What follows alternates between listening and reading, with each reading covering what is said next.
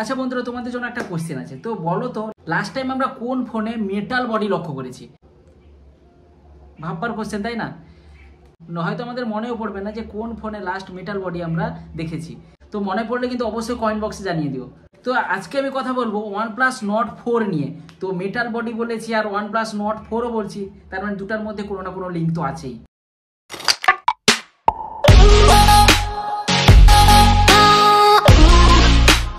আর OnePlus এর নতুন কোনো ফোন লঞ্চ করবে আর আমার চ্যানেলে ভিডিও আসবে না সেটা নয়, কারণ তোমরা ভালো করে জানো আমি OnePlus এ খুব বড় ফ্যান।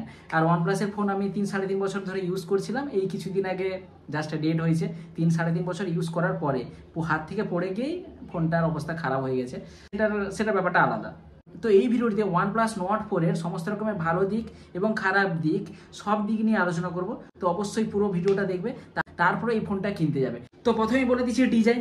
আমার মনে হয় প্রায় 7-8 বছর ধরে আমরা কোনো ফোনে মেটাল বডি লক্ষ্য করিনি। সেই মেটাল বডি কিন্তু এই OnePlus Nord 4 এ আছে, সব থেকে হাইলাইটিং মেটাল বডি। যদিও মেটাল বডি থাকার জন্য ডিজাইনটা একটু আলাদা রাখছে, আর OnePlus এর ফোনে এইরকম ডিজাইন কিন্তু আগে কখনো দেখোনি। মেটাল বডি থাকার জন্য ডিজাইনটা কিন্তু ইউনিক লাগছে এবং 2 টোন টাইপের লাগছে, কিন্তু 2 টোন নেই, পুরোটাই একটাই টোনে মেটাল বডি। আর এই ফোনটি মেটাল বডি হলেও পার্সোনালি এই ডিজাইনটা কিন্তু আমার ভালো লাগেনি। অনেকে ভালো লাগতেও পারে, কিন্তু আমার পার্সোনালি ডিজাইনটা ভালো লাগেনি। তাও গ্রিন কালারটা যদি কেউ নিতে পারো তাহলে গ্রিন কালারটা তবু একটু বেটার লাগবে, কিন্তু সিলভার কালারটা তো মোটেও ভালো লাগছে না। মানে আমার দিকটার কথা বলছি, বাকি তোমাদের পার্সোনাল ব্যাপার, এটা যেহেতু যে যার পার্সোনাল চয়েস। মেটাল বডি হলে হালকা হয়তো নেটওয়ার্ক প্রবলেম হয়, কিন্তু এই ফোনে সেরকম কোনো ব্যাপার নয়, কারণ এই ফোনে গোটা পুরোটাই অ্যান্টেনা লাইনে ভর্তি। তাই মেটাল বডি থাকলেও নেটওয়ার্ক কিন্তু ততটা প্রবলেম হবে না, সে 5G আরামসে ধরবে এবং কলিংয়ের ক্ষেত্রেও কোনো রকমের অসুবিধা হবে না। তো নেটওয়ার্ক কানেক্টিভিটি কিন্তু স্ট্রং পাবে ফোনটি। তবে ফোনটির ডিসপ্লেটিতে কোন প্রোটেকশন আছে সেটা কোম্পানি থেকে বলেনি। ডুয়েল ন্যানো সিম কার্ড স্লট আছে, তারপরে SD কার্ডের কোনো রকমের সুবিধা নেই। IR ব্লাস্টার আছে, তাই SC TV চালাতে পারবে। আর সব থেকে স্পেশাল অ্যালার্ট স্লাইডার আছে, যেটা OnePlus এর স্পেশাল। আমি সবসময় যেন বলে থাকি, আইফোনেরও যেরকম অ্যালার্ট স্লাইডার থাকে OnePlus এর ফোনেও সেরকম অ্যালার্ট স্লাইডারও আছে। এই ফোনটিতে 6.74 ইঞ্চির ফুল HD প্লাস এর অ্যামোলেড ডিসপ্লে দেখতে পাবে, 1.5K ডিসপ্লে কিন্তু। আর 120 হার্টজ এর ফাস্ট রিফ্রেশ রেট আছে। তো অলমোস্ট বেজেললেস ফোন বলতে পারো, অলমোস্ট বেজেললেস। আর ডিসপ্লে কোয়ালিটি তো OnePlus এর টপ নচ হবে। ব্রাইটনেসটা আউটডোরে এই বাজেটে অন্য কোনো ফোনের থেকে বেস্ট পাবে। তো OnePlus এর ফোনের ডিসপ্লে নিয়ে তো কোনোদিন ডাউট ছিল না, এই ফোনের ডিসপ্লে নিয়েও তো কোনো রকমের ডাউট নেই। ডিসপ্লে কোয়ালিটি কিন্তু টপ নচ পাবে। আর হাই রিফ্রেশ রেটের জন্য টাচটাও স্মুথ পাবে। ফোনের অ্যাপ ওপেনিং ক্লোজটা তো বেস্ট পাবে, মানে যদি স্মুথেরও কোনো ডেফিনেশন থাকে এই ফোনটি সেই ডেফিনেশন কভার করে যাবে, এতটাই অ্যাপ ওপেনিং এর স্মুথনেসটা পাবে। আর এই ফোনটিতে প্রসেসরে গেলে দেখতে পাবো স্ন্যাপড্রাগন 7+ Gen 3 এর প্রসেসর দেখতে পাবে, যেটা একটা high performance processor, 5G processor পাবে। এই ফোনটিতে ফ্ল্যাগশিপ লেভেলে পারফরমেন্স হবে। আর COD তোমরা 120 FPS এ খেলতে পারবে, BGMI 90 FPS পর্যন্ত স্মুথ গেমিং পাবে।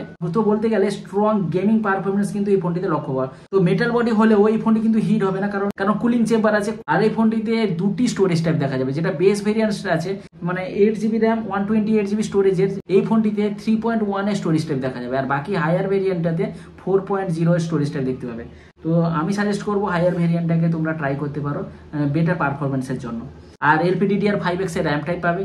ফোনটিতে 5500 mAh ব্যাটারি আছে, তাই ব্যাটারিটা অনেকটা বাড়া। আর 100 ওয়াটের চার্জিং আছে, তো আধ ঘন্টা মতো চার্জ করে সারাদিনে ব্যাটারি ব্যাকআপ পেয়ে যাবে।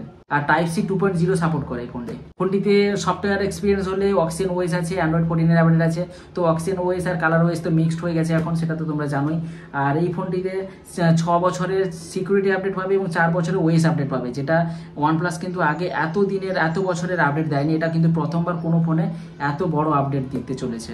আর IP65 এর রেটিংস আছে। আর অ্যাকোয়া টাচ থাকার জন্য তোমরা হালকা জলের ছিটাতেও ফোন ভালোভাবে ইউজ করতে পারবে। আর গুগল ডায়ালার আছে, যদিও এটার কল রেকর্ডিংয়ে অসুবিধা হবে, কিন্তু তোমরা ও ডায়ালার ডাউনলোড করে কল রেকর্ডিং এর যে অ্যানাউন্সমেন্টটা সেটা বন্ধ করতে পারো। তবে এই ফোনটিতেও প্রি ইনস্টল অ্যাপ পাবে। তবে OnePlus সাধারণত ব্লুটুথ আগে দিত না, এখন কিন্তু বেশি করে ব্লুটুথ দিচ্ছে। তবে OnePlus নিজে থেকে বলছে যে স্মুথ এক্সপিরিয়েন্স পাবে, আরও এক্সপিরিয়েন্সটা মানে কাস্টমার এক্সপিরিয়েন্সটা স্মুথ করার জন্য এইসব অ্যাপ দিচ্ছে। বাকি জানি না কী রকম কাস্টমার এক্সপিরিয়েন্স ভালো হচ্ছে, তবে ব্লুটুথ পাবে যেগুলো আনইনস্টল করতে পারবে কিছু। তো সফটওয়্যার এক্সপিরিয়েন্স কিন্তু আগেকার দিনে OnePlus ফোনের মতো নয়, মোটামুটি এভারেজ বলতে পারো। এবার বলবো এই ফোনটির ক্যামেরা নিয়ে। এই ফোনটিতে ক্যামেরা কিন্তু অন্যান্য নোট সিরিজের থেকে বেস্ট লাগেনি আমার।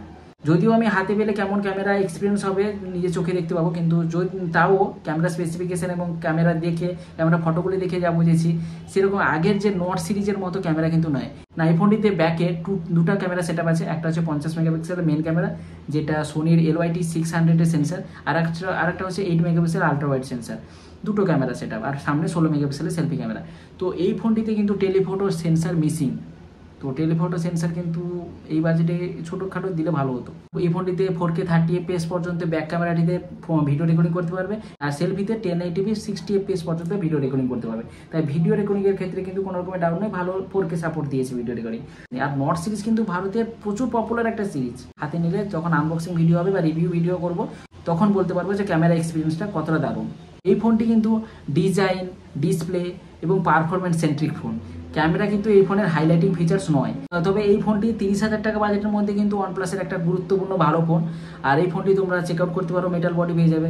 এই ফোনটি তোমাদের কেমন লেগেছে অবশ্যই কমেন্ট বক্সে জানিও, আর এই ফোনটি নিচ্ছ কিনা সেটাও কমেন্ট বক্সে জানিও। তো আজকের ভিডিওটা এই পর্যন্ত। ভিডিওটি যদি ভালো লেগে থাকে এবং এই ফোনের সম্বন্ধে যদি কোনো কোশ্চেন থাকে তাহলে কমেন্ট বক্সে অবশ্যই জানিয়ে দিও। আর এই চ্যানেলের পরবর্তী আপডেটগুলো দেখার জন্য অবশ্যই চ্যানেলটিকে সাবস্ক্রাইব করে পাশের বেল আইকনটাকে প্রেস করে রাখবে। তাহলে দেখা হবে নেক্সট ভিডিওতে আরও কোনো নতুন আপডেট নিয়ে। তোরা আসছি আজকে, টাটা।